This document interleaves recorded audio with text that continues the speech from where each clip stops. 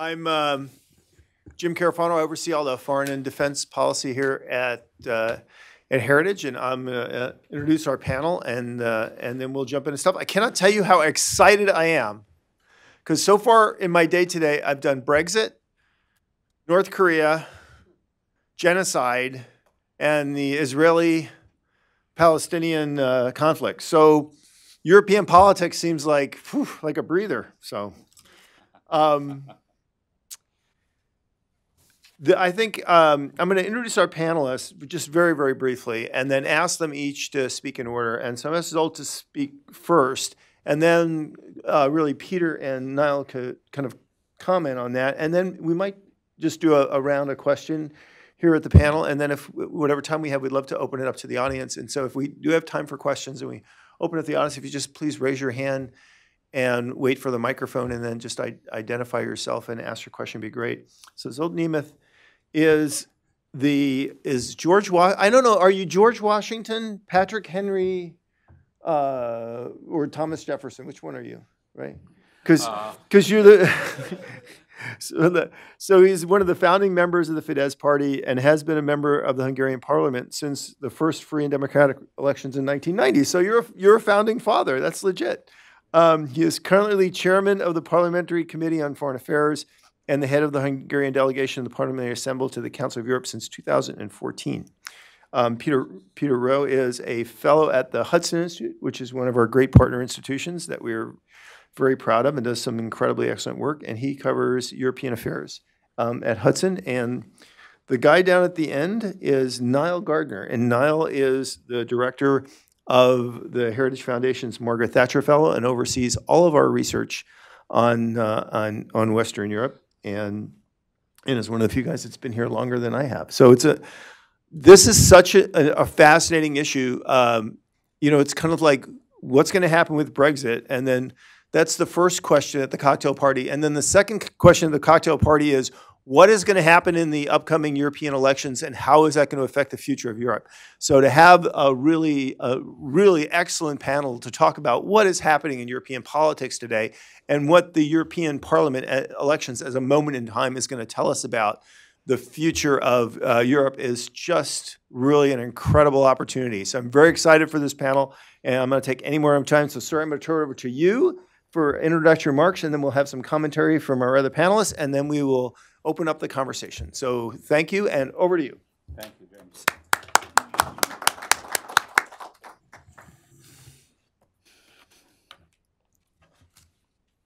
I would like to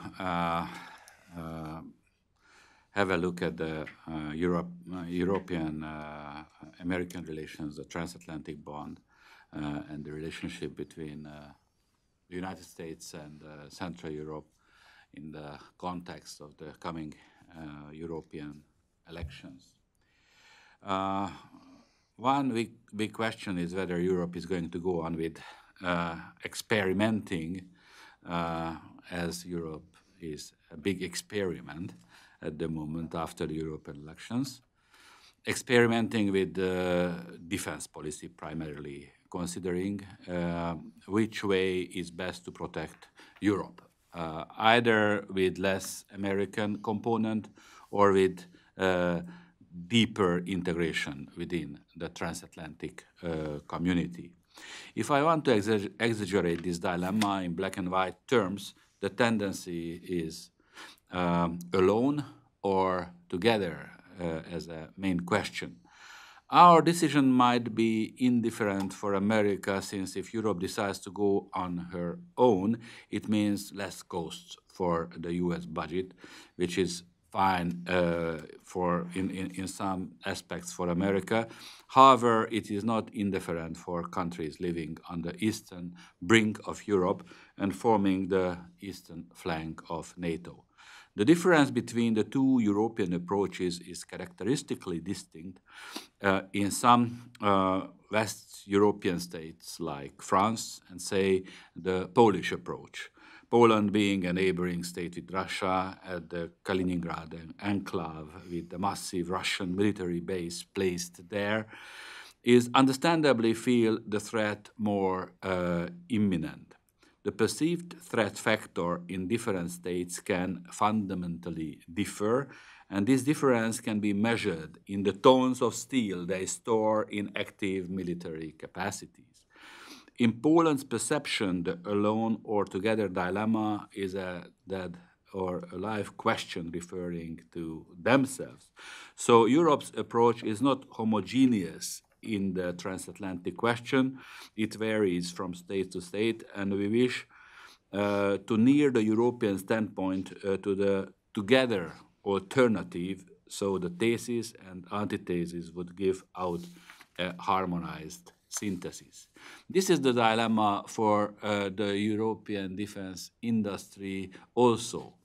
Experimenting with independence, either with either the CSDP, the EU's Common Defense Policy Bureau is going to focus on building an independent European defense industry, or building the European component of the transatlantic defense industry.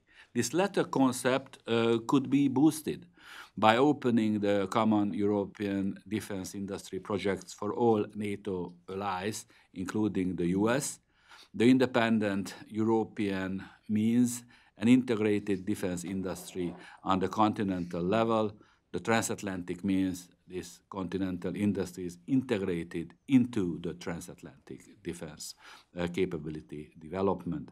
Either going deeper in the transatlantic integration or the other way, that is one of the questions for the future European Commission, created after the 26th of May, the date of the European Parliamentary elections.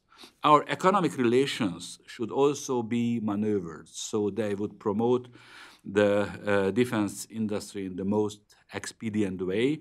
When considering the possibilities of this aspect, I think we should exclude ideological considerations and go pragmatic. Two practical angles that we should consider are: one, what makes the whole of the West stronger? And secondly, what makes the European states safer? Hungary nowadays is working on building a decisive military force in Central Europe. By decisive, we mean to contribute to the Central European military capability and capacity with the real added value, so our allies would say that they were less safe without Hungary. To realize that it is useful to bring as much know-how from the Americans as possible, the more conferences, seminaries, discussions concerning technology and strategy we have, the more knowledge we can exchange with each other. Some words about Russia, because that's definitely, after the European elections, relationship with Russia is going to be an important question. Concerning Russia, on the one hand, we must be able to defend ourselves and the West as long as Russia is a threat to us. On the other hand, in the long run, we must create relations with Russia that turns Russia from a threat into an integrated, rule-based component of the world economy and global political life. A reliable state may sound dream today. I know taming a bear is quite a challenge, but those who live in the wilderness have some experience with that. To do that, we must secure that Ukraine's relation to the West would become as independent from Russia as possible. Their integration into any organization should be irrespective of Russia in any aspects. They must not depend on Russia in any sense, including conditions we lay down for them or we give up just because we are afraid of Russia. Because if we do not lay down conditions, we integrate the Russian influence into our own decision-making. If you let someone in your club, you want him to adjust to your rules, otherwise you will suddenly realize he plays alone the rules of his old club. Respecting human and minority rights, I don't need to say, must be a rule in the new club.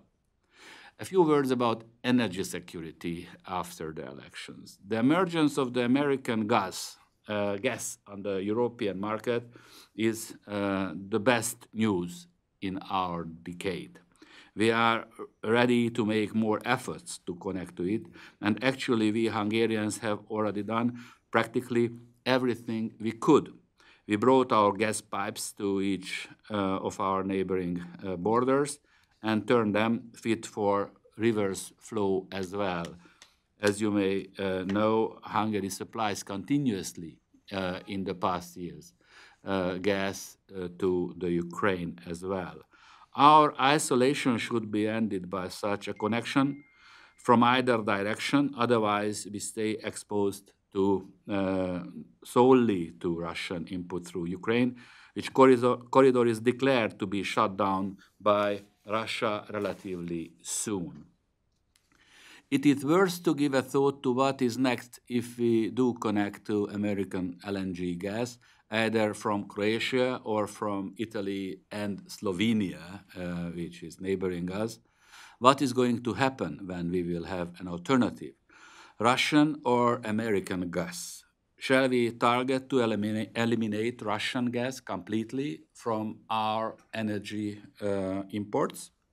Or we should just end our exposed position, vulnerable situation, which we presently stuck in? This is a relevant question in Hungary because of the prices, first of all. We are struggling hard with the burden of a large national debt, as you know, our government inherited from our socialist predecessors. And asking to pay a higher price for our energy independence is fair enough if we do not lose our hard-acquired economic independence in meanwhile. For us, as for America, Hungary is also the first. This is what drives us and our policy, and it has driven us to victory through three elections. So, что делать in energy security field? Diversify, diversify, diversify. We are still far from being in a diversified situation, unfortunately. An important aspect is Christianity and the value conservative dimensions of our policies. What will happen in this regard in Europe after the elections? Hungary has, as you know, a very important, crucial, common strategic perspective with the approach of the present President of the United States. We were the first to build a fence to protect our southern border from illegal migrants. Our family model is integral part of our vision for the future. This is not part of the social inclusion policy only. This is part of the global inclusion policy. This is the part of our sustainable society model, which is actually a Christian vision for Europe. We have introduced a complex program in order to help families, children. Our vision is not an uncontrolled illegal migrant boom, but a baby boom. So that Hungary would remain one of the safest countries in Europe.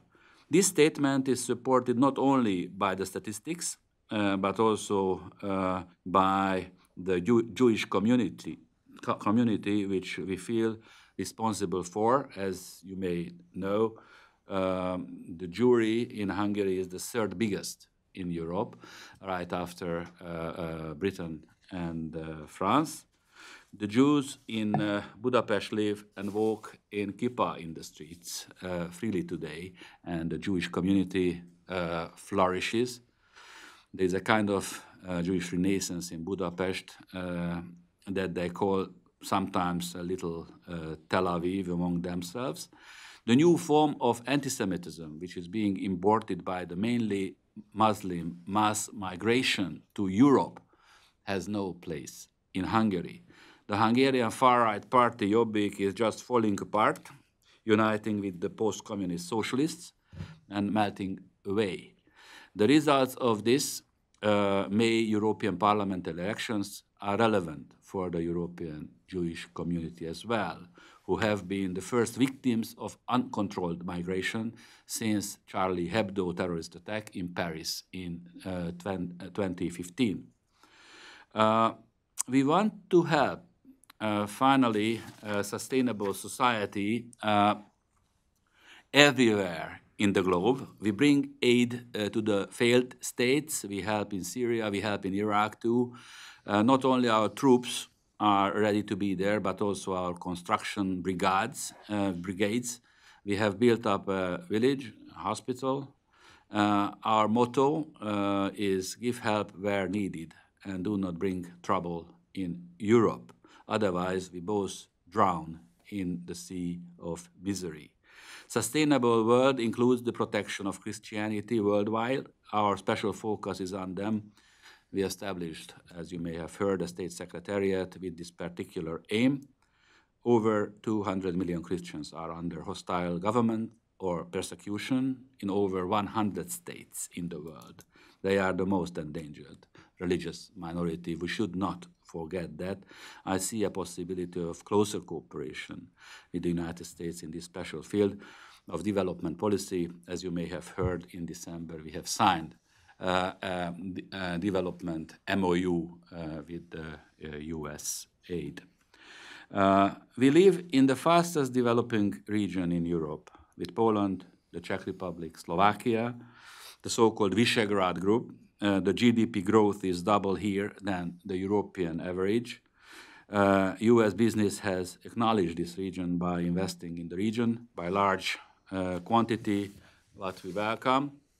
We are also part of a broader region, what is not Eastern but Central Europe, as we like to call ourselves. I don't want to explain and really too much around this, but I'm sure you know what we mean on Eastern Europe and on Central Europe.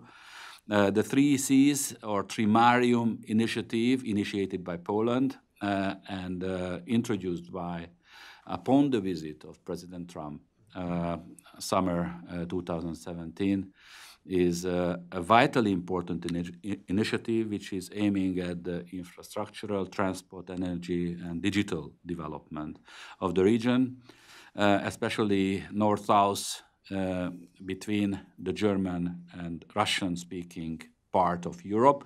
This region is the only region in Europe which is building up clear military capacities. This is also essential in the EU in prospect of the Brexit.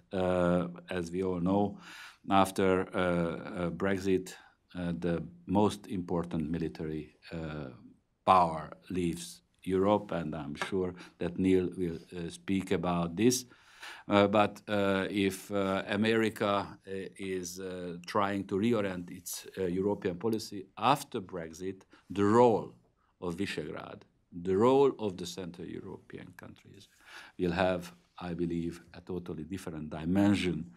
After the European elections, we will see more clearly a successful Central European region, and that might be good news for the coming decade, not only in Europe, but for the renewal of the West, the transatlantic community, as it was the main idea of President Trump visiting Central Europe, coming to Warsaw, that the renewal of the West can be based on those very important values, what we could name as Christianity, belief in God, in national identity, in family-oriented policy, and obviously in freedom.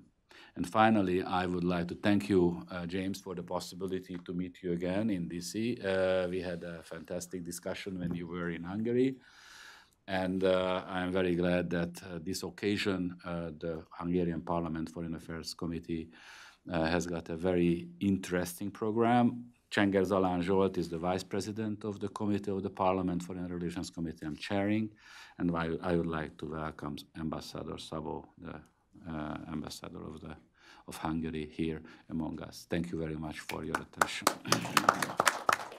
Well, thank you. That is a smorgasbord of issues teed up for Peter and Niall to comment on. That's like, those are more issues than the British Parliament have voted on in the last hour and a half. So Peter, I'm going to kick it over to you, and you have a lot to choose from. Thanks, so Jim. Over you go. And thanks to Heritage for having me here today. It's great to be here. Thank you all for your interest in the subject. I do think the 2019 parliamentary elections are much more interesting than the last time these elections were run in 2014. Back then, Jean-Claude Juncker, as the leader of the European People's Party list, ran or sleepwalked potentially, a very leisurely campaign for a few months across the continent. And now we have Manfred Weber, his successor, of course, at the head of the EPP, kicking off the campaign in Cyprus in January, a few months earlier than Juncker did in 2014. It just shows how much the world has changed in the past 5 years, the election of President Trump, Brexit, and so forth. And since I have Hungarians on one side of me and the British Isles on the other, let me make a few observations. To be technically correct, Niall is an American citizen now. So. Well, yeah, with the specialty, I should say, then, of the British Isles on one side of me. Let me make a few observations, maybe three, about the characteristics of Europe before then, just making one or two observations in reaction to those remarks. And the first characteristic that I would just draw your attention to is, it's almost a banality, but Europe's incredible diversity. It really is a rich mosaic of various peoples and political streams and groupings. The Hungarians are, as was just mentioned, part of the so-called Visegrad bloc of 4 states, often folded into that grouping: Poland, the Czech Republic, and Slovakia. And yet the leaders of those 4 all belong to different political families in Brussels.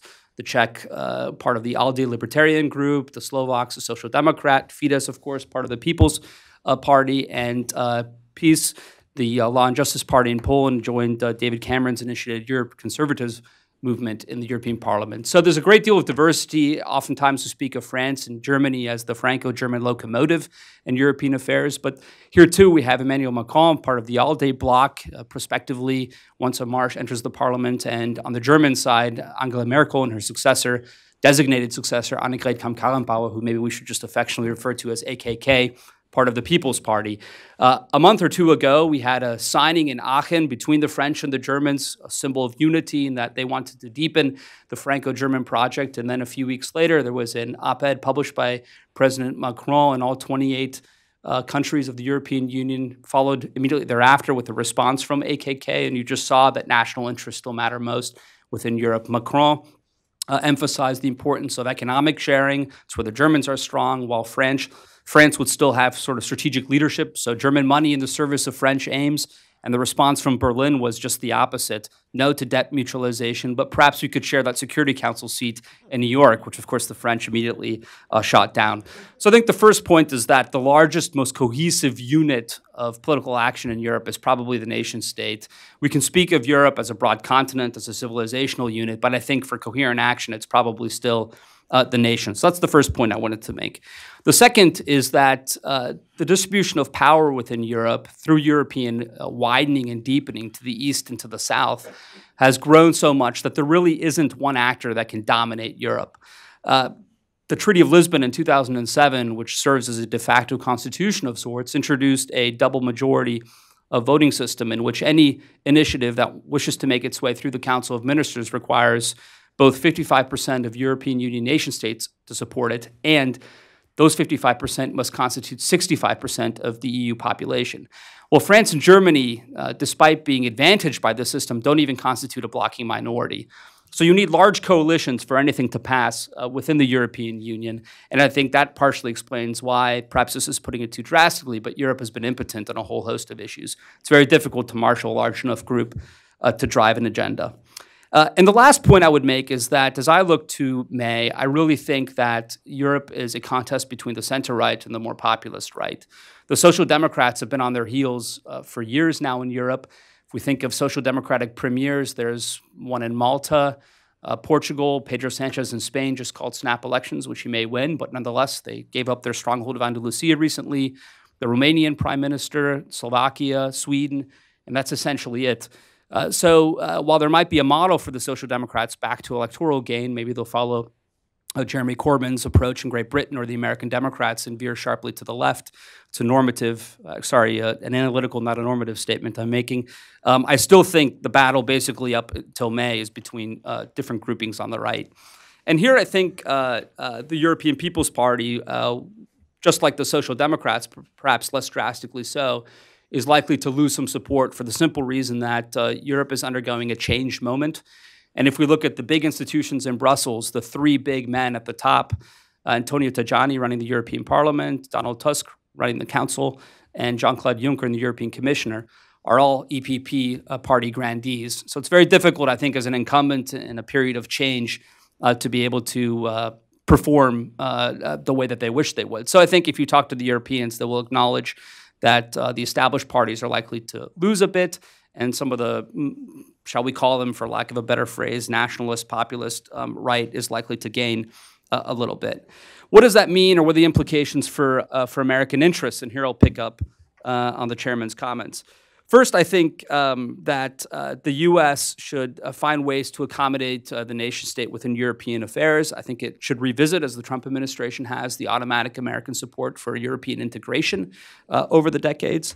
Secondly, I think that Europe requires American leadership for the impotence I just described. Secretary Pompeo just had I think a good visit through Eastern Europe, including to Hungary, where he spoke about American competition. I think that is important for the Americans to be present, to assign missions and roles, to rally our allies, to build unified policy prescriptions, and that, I think, is necessary if Europe is to actually take actions on things. And then lastly, I think it's important for us in our support for nationalism to be wary, or at least be careful, that nationalism doesn't devolve into provincialism. There still is an order in Europe that America created, and whether it be telecommunications or infrastructure projects, or in the case of energy diversification, which we heard, I think, excellent remarks that I would endorse, all the way through to, of course, the military flank of Europe. It's important that we take our allied responsibilities seriously, beginning with ourselves, and then also encourage our allies to do the same. Just very quickly, so I can turn it to Niall, I would say on defense spending, I would wholeheartedly endorse and agree with the comments that were made. I think PESCO and EDF, to talk about two European projects in the defense industrial sphere, have been ones that the United States has been nonplussed by until about 6 months ago. I think now, we heard a year ago in February, of course, in Brussels from Kay Bailey Hutchinson that she worried this might be a backdoor to protectionism. I think that trend in the last 6 months has picked up a little bit, so it's something the administration is monitoring, and I think something that our European partners should be aware of. I'm all for the Russians as a rules-based actor. We just have to get them there, and that might take some time. And in the meanwhile, I think we have to be very careful and ensure that our deterrence capabilities are where they are. Energy diversification, defending Europe, giving the nation state the ability to take its own immigration decisions. I have no objections to any of those points. And with that rather rushed presentation, I'll kick it back to Jim. Thank you, Peter. It was great. So it was really interesting to hear you describe the future of the European elections as between the right and the right. So that's a great segue, because we move from the right to the right. So Niall, over to you. Well, thanks very much, everybody, for joining us this afternoon, and thank you to my colleagues as well for their tremendous remarks. And I'm just going to add to those comments and talk a little bit about Brexit, but also the big picture in terms of U.S.-European relations at the moment, U.S. interests in terms of the transatlantic alliance. And there's no doubt about it. I think that following the EU elections in May, Europe, faces a very clear-cut choice between either going down the path that Emmanuel Macron has outlined of a sort of federal European superstate, or going down a different route, which is based upon the traditional nation-state and national interests, which position espoused, I think, strongly by, for example, the Polish government, the Hungarian government. Many of the governments of Central and Eastern Europe are not in favor of a sort of federal European superstate. And I think Europe has to really decide which course they want to take. And I think the path that Emmanuel Macron has outlined, in my view, is a very dangerous path, and it runs counter, certainly, to US interests. It's been strongly opposed for decades by Great Britain. It's now being opposed by rising powers in Europe, especially by Poland. And it remains to be seen, who's going to, win out in Europe on this particular front. But I would, though, wager that I think that Monsieur Macron really is on the losing side of history here. And I think in the European parliamentary elections, you are going to see a significant rise in support for Eurosceptic parties. These parties are widely varied in terms of their policies on different issues, but they are broadly united, I think, in a belief that the direction that Europe has taken in recent years towards increasing Eurofederalism is not the course to go down. And I think that in many ways, the parliamentary elections will be a game changer for Europe. They'll be very, very closely watched in terms of the results on both sides of the Atlantic. And I think that without a doubt, we are seeing the winds of change, blowing across Europe. Europe is fundamentally changing. Public opinion is fundamentally changing with regard to the future of Europe. And I think that European leaders have to listen to where public opinion is moving with regard to the big picture outlook for the future of the European Union. And I think you will see Euroscepticism growing in strength significantly following the May elections. With regard to Brexit, which is a massive game changer for Europe, of course, it remains to be seen exactly what's going to happen in the next few months, or indeed the next few days and the next few hours. But I think that the new Brexit date clearly is April the 12th now. That is going to be the crunch date. It's unlikely that Theresa May is going to get her EU withdrawal agreement through the House of Commons. I don't think she has a majority for that deal, and hence the April 12th date comes in. And Theresa May has then a very clear choice of either seeking a no-deal Brexit or seeking a lengthy extension to Brexit. And it's certainly my view that any lengthy extension to Brexit would be highly dangerous, and it could potentially derail Brexit altogether. And also, the European Commission and the European Council will demand some very, very harsh terms as well if Britain wants an extension. In other words, I think the EU will be seeking billions of pounds more in terms of Britain's payment to the European Union in order to leave. We could see Britain really being a sort of vassal state of the European Union for a period of many years under a proposed extension. And an extension would go against everything, I think, that Theresa May has promised in the past. And the idea of British candidates, standing in the May European parliamentary elections, I think would be, completely ludicrous, really, after the British people voted emphatically to leave the European Union back in 2016. And so, the best course of action, certainly for the British Prime Minister, is to opt for a no deal. It's certainly within her power to do so, despite what will be a series of indicative votes in the House of Commons over the next couple of days or so. But it's within the purview of the Prime Minister. It's her prerogative to take Britain out under a no deal. And I think there will be a tremendous battle within the British Conservative cabinet for the heart and soul of Brexit. And it's also a moment when we need real resolve and robust leadership from the British Prime Minister. She hasn't offered that. She's also, I think, been faced with what can only be described as an incredibly unhelpful approach from the European Union as a whole. And in many ways, the EU has approached the Brexit negotiations as a form of punishment beating, as a warning to other European countries of the consequences of daring to leave the EU. And so I think the negotiations have been conducted in an extremely mean-spirited manner, and you have a Prime Minister who has been extraordinarily weak-kneed in the face of that. And so we're left with the mess that we're now facing right now.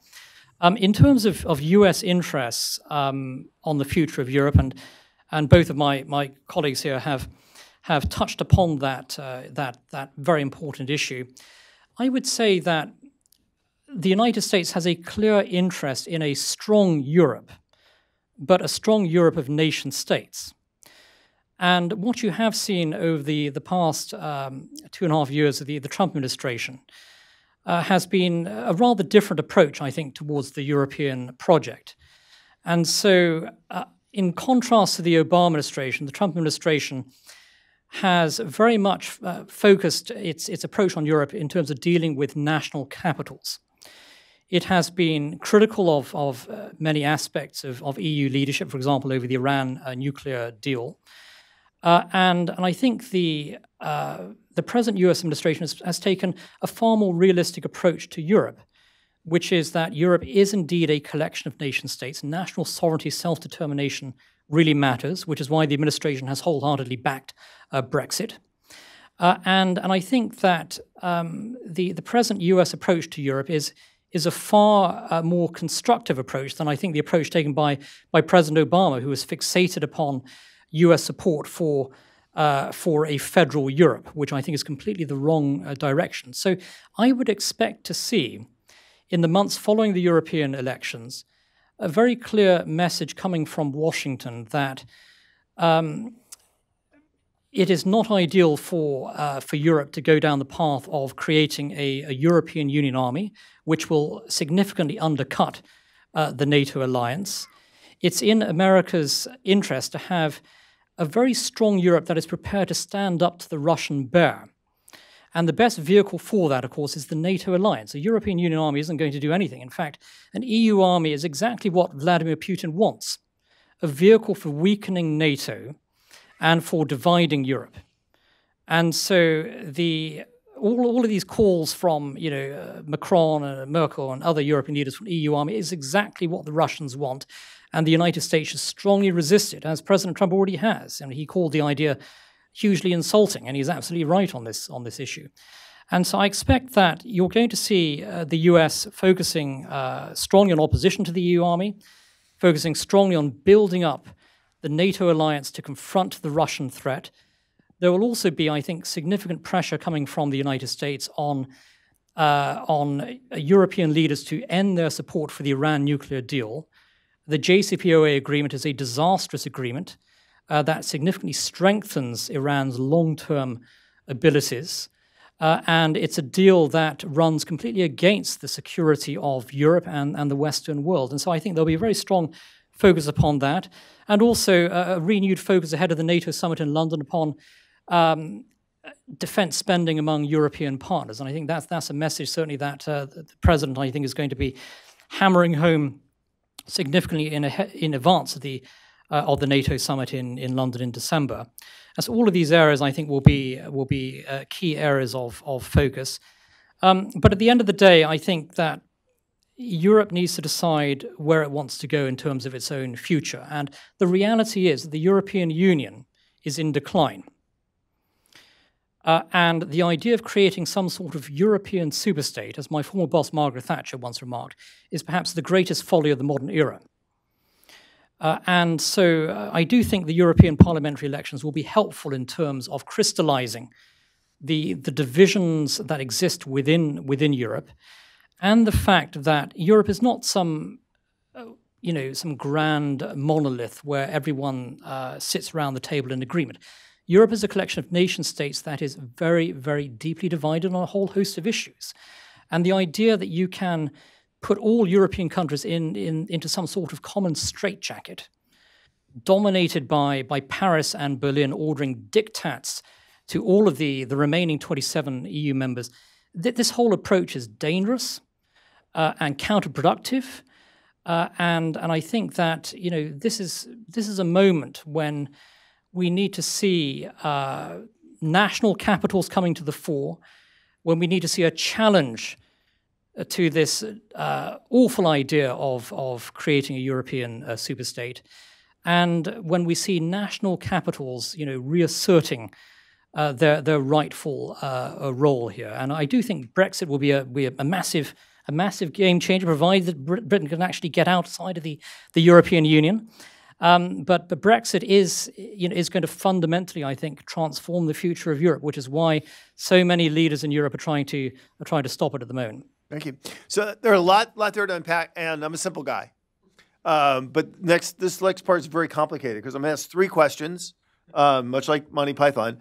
But the I want to tell you what the third question is now, so you guys can start to think about it because the first two are results. So the third question I'm going to ask is for each of you is, because I think one of the interesting things for me in this panel is there seems to be among the three of you a lot of different ideas, but a general consensus on how you think the European Parliament elections are going to turn out.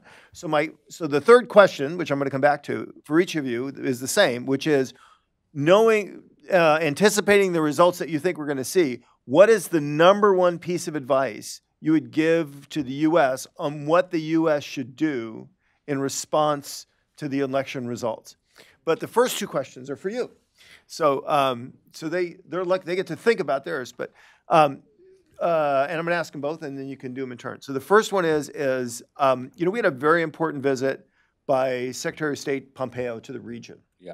And we have so many things here. I think that just kind of got overwhelmed by so many other things, and we really didn't have a chance to kind of assess it and take it in. So I think we would really benefit from kind of your assessment of the visit, how you think what it accomplished, what there is to build on, and the follow-on to that. So that's the first question. The second question is, I want to give you an opportunity to respond to anything that Peter or Niall said that you think is worthwhile. So why don't you do those two, and then we'll go back to the third thing, and if we have time, we'll bring in the rest of the folks here.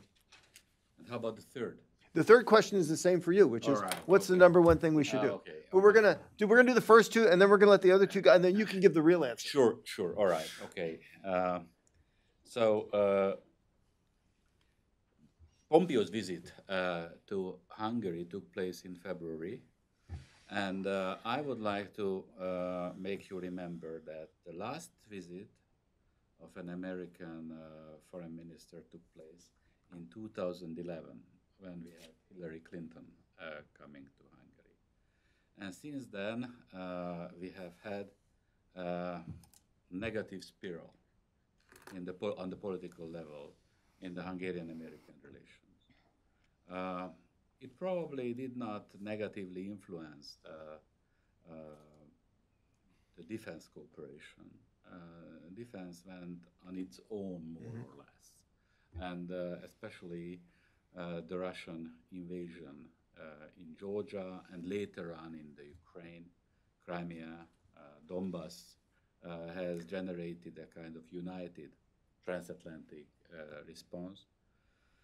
However, this was reinforced by internal debates concerning the role of NATO in the American foreign policy strategy. And probably President Trump also clarified his position concerning NATO, which we have been a bit doubtful in the beginning. But now I think we can be relaxed that it seems that NATO has found its identity and that there is a quite unilateral attitude towards it. There is a transatlantic accord in that regard, and I think the debates with the United States on NATO level helped to make it generally accepted that the 2% decision in Wales must be kept by everybody. I don't see yet the German commitment, but probably after the elections it might be clarified also. But most of the European allies have committed themselves to it. We have made that commitment actually in the first Orbán cabinet between 1998 and 2002. But between 2002 and 2010, we had a socialist period. And from 1.1, we have slided down to 0.6 by 2010. And from 0.6, now we are climbing back. And now we are at 1.2. And hopefully we will reach every year by 2024. We are planning to reach the 2%, but that is in the pipeline. And now we have got, I think, you asked about the conclusions of the visit, a very serious negotiation concerning nukes and military investments as well in the United States market. So negotiations have started into that direction as well. That has been an important outcome of the visit of the foreign minister. And also we have been able to come to an agreement concerning the DCA, the Defense Cooperation Agreement. So the text is decided. I hear now, I've been here for a couple of days, that what's happening there, you know, we have a parliament and we have a European elections. And now next week the Hungarian parliament will suspend its work because of the European parliamentary elections. But we have agreed. And if Hungarians say that we have agreed, then we have agreed. And there is no any reason to question or doubt that kind of agreement concerning the DCA. The DCA is going to be approved before the summer recess, I'm sure. So it is in the pipeline, and that's an important development of the visit as well. But by and large, I would say that we have had a very strong defense cooperation. The business is going on pretty well. I'm sure you know that the most important trade partner outside Europe and investor in Hungary outside Europe is the United States. So this kind of dimension of our economic cooperation is very deep, and there has not been really any problem with our business cooperation, but on the political level, we had a very difficult time. And by the time the Trump administration came in, that we had to witness very negative results in the Hungarian public opinion. So what was the characteristic of the era which we are talking about, the Obama administration and Victoria Nuland's Euro-Asian policy? It was, I would say, educative. It was paternalistic. It was not based on mutual respect. And I think in an alliance, these are central categories. And this kind of respect now is reinforced. This type of partnership is demonstrated, and we have got a pretty intensive and very fruitful bilateral relationship. I would like to welcome Réka Szemerkényi, ambassador, former ambassador. She was active in that period. If you need more details, you can ask that what we are talking about and what type of attitude is not helpful. And I think it is useful to remember that, because that might be educative for the state administration today, how to manage relationship inside and outside the alliance with important partners. So I think the visit of Pompeo in this respect was very successful, and I think we have got a time for a very substantial development in our relationship. Now, concerning the reaction to what? What was the second question? So did Niall or Peter prompt anything? Oh, sure.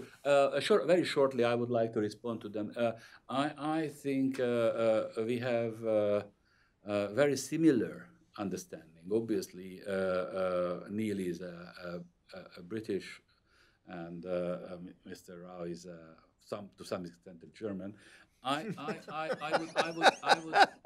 would question the term nationalists, and we need to see what kind of tendencies we are exactly talking about in Europe. But I agree with him that it is pretty interesting that the fundamental divide is inside the EPP. It is not really anymore a competition between other political formations, but the most important ideological debate is inside the European People's Party. And inside the European People's Party, I would like to inform you that last week we had a very decisive decision concerning my party. I am a founding father of Fidesz, so I am especially responsible for my party. And there have been 13 parties in the EPP who wanted to expel my party from the EPP. And last Wednesday at the political assembly meeting, we had the debate on that subject. And the 13 parties were in the end defeated very shortly. We had a very long discussion, over 3 hours.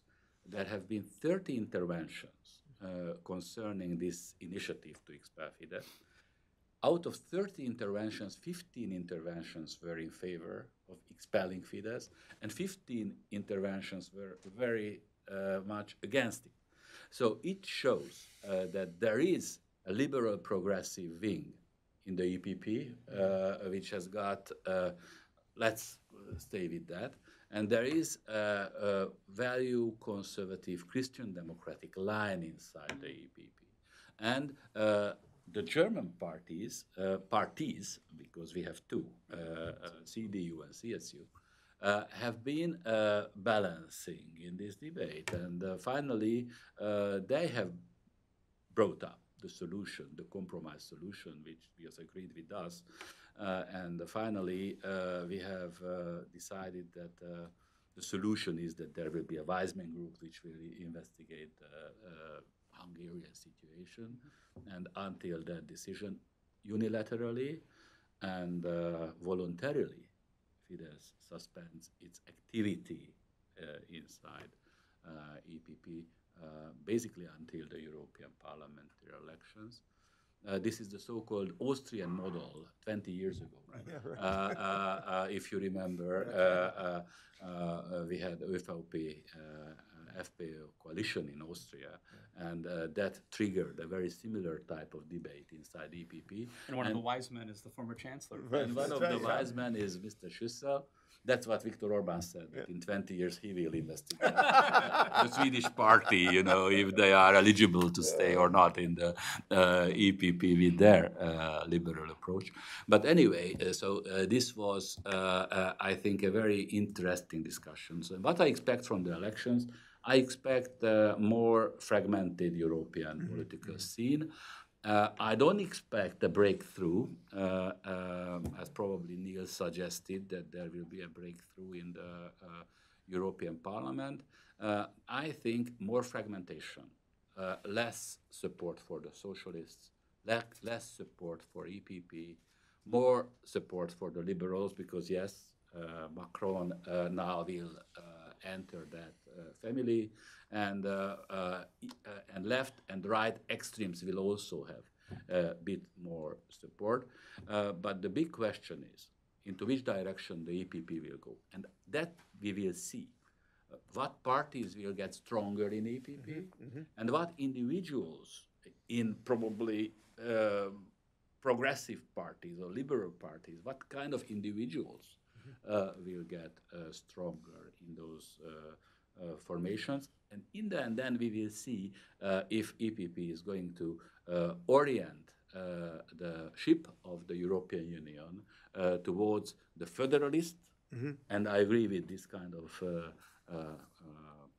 dichotomy, or the more, I would say, Europe of nations concept, because this seems to be the decisive question now, the more federalist vision or Europe of nations alternative. So we only have about 5 minutes left, and I want to get to the third question, but I want to see if Peter or Niall want to make a quick response on the nationalism issue.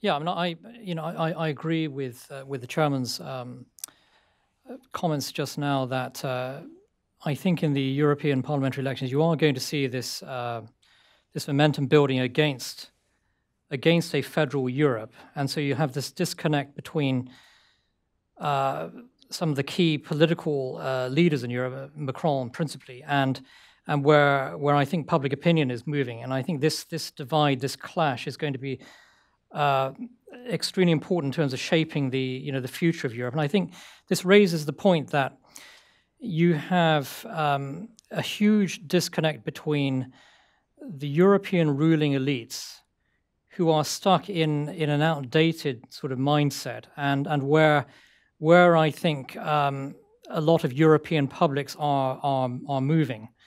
And I think this sort of clash, which you've seen as well over Brexit in Britain, this clash is going to be hugely important in defining the future of Europe. So I think you raise a very important point there. So we just have about a minute each. So I want to get a third question. We'll start with now and work our way down. So what is the number one piece of advice that you would give to the U.S. policy towards Europe after the European elections?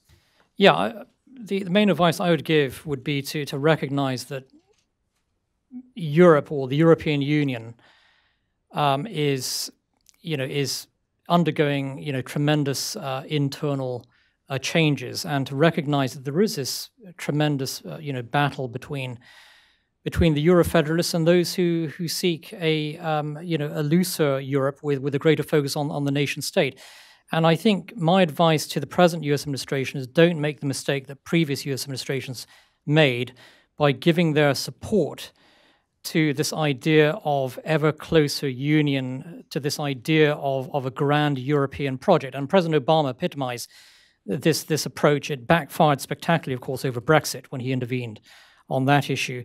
And I think that U.S. policy has to move with the times and recognize that Europe is changing, and also to recognize that the old, Franco-German axis, which dominated the European Union, is weakening, and is starting to break down, and it's no longer going to be calling the shots all the time. All right. Well, that's great. But if you're gonna give that advice to President Trump, you're gonna need to necker it down to 240 characters. Peter. I'll do you one better. I'll give one advice to our Hungarian guests, and then one also to the administration. I think that the American view towards Europe really goes through Brussels with sort of two different lenses. The first is the lens toward the European Union, and for all of the positive externalities of Brexit, I think one major negative side effect is that the U.S. is going to be missing its traditional translator.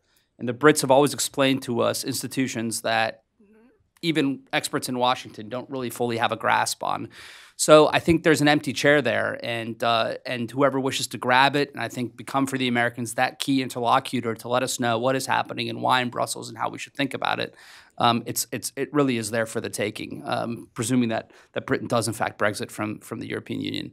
And the second lens, of course, is the military. So if I were to give one piece of advice to the American side, I would say, unlike other regions of the world where presidents have to reconceive how to approach, say, the Middle East or Latin America or Africa, in Europe we have an existing multilateral structure that makes it easy for a president to navigate the continent. And so we should make very clear after the European elections that the Europeans should do nothing that undermines NATO. NATO for us is the essential alliance, and a path towards a European army could potentially jeopardize that. The reason I say something like that might be a useful message for the Americans and for the president to bring to the Europeans is that we've sleepwalked into a total disaster with Nord Stream 2. And part of that is it seems like the Germans didn't quite recognize the severity and the acuity of building out this infrastructure. And now we're really in a cul-de-sac where we are threatening sanctions. It's a bipartisan American opposition to the project. And on the German side, they say the project is so advanced, what can we do at this point? So I don't want to see that where 5 years from now we wake up, the European army is duplicating or siphoning resources off of NATO, and we comes to a huge clash that could potentially threaten the alliance altogether. Thank you, Peter. I don't know if you can get that into a tweet, but probably a Facebook post would work. So, Mr. Chairman, you have the very last word. Thank you, James. I would have two advice, okay, if you allow me. So one advice would be that we have to take much more seriously the transatlantic bond in the field of economics as well. And that kind of economic warhead we are now having in front of us is extremely dangerous. Imagine if there is a kind of agreement between China and the United States, and there is not an agreement between Europe and America. We are not far from this scenario. So the unity of the transatlantic community in economic terms should be treated carefully and with much more strategic vision. The other advice would be that I think now it is time to recognize Central Europe, the region, the Visegrad countries as a major potential partner for the United States to deal with matters concerning the future of Europe. These are the two advice I would like to make. Thank you. So my only disagreement is I like to call it Western Europe. My definition of Western Europe starts at the border of Ukraine, Moldova, and Georgia, but that's me. First of all, thank you all so much for coming and participating with us today and this really fascinating discussion. And please join with me in thanking our panelists for their remarks.